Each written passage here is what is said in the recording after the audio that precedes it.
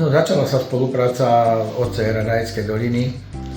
Prvý taký cieľ bol spojiť tieto dve lokality turizmu, aby sme vystupovali ako jedna, čiže bol sa lepšie ťahá ako samému. A táto OCR-ka, my sme už boli ako dlhodobo spojení a patrí to, aby sme spolu vystupovali aj na vonok. Začalo to cyklistickými ako potulkami, takže z Rajeckých Teplíc sa išlo do Suľova, tu sa chvíľko zdržali a išli späť. A ďalšie chceme spolupracovať hlavne na zachovaní starých obchodných ciest, ktoré sa využívali, takže ich budeme využívať na spájanie týchto dvoch regiónov.